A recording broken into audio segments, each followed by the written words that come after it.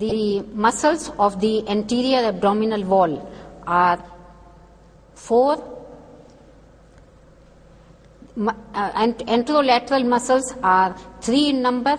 The external oblique, which is arising from the rib 5 to 12 ribs, it passes down, gets inserted into the iliac crest and forms a very important ligament, the inguinal ligament. Next muscle is the internal oblique muscle. The muscle lying deep to the external oblique is the internal oblique, which arises from the inguinal ligament, iliac crest, lumbar fascia, and gets inserted above into the costal margin.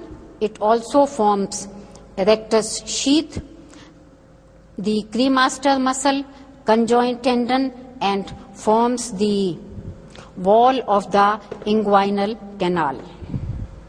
The deepest muscle is the transversus abdominis muscle. This also arises from part of the inguinal ligament, iliac crest, lumbar fascia, and forms part of the rectus sheath and the conjoint tendon.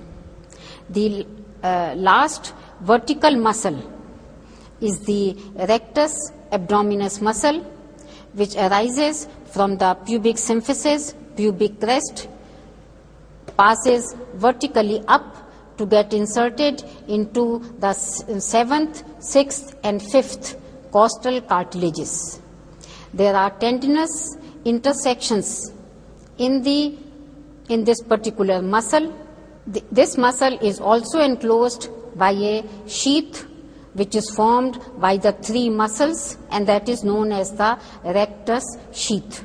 The formation of rectus sheath in the uppermost part, it is formed only by the external oblique. In the middle, most of the middle part, it is formed by external oblique and anterior lamella of internal oblique. Posterior sheath is formed by the posterior lamella of internal oblique and transversus. In the lower part, all the 3 muscles aponeurosis come in the front of rectus abdominis muscle. The rectus sheath contains rectus abdominis, superior and inferior epigastric arteries, and the intercostal nerves.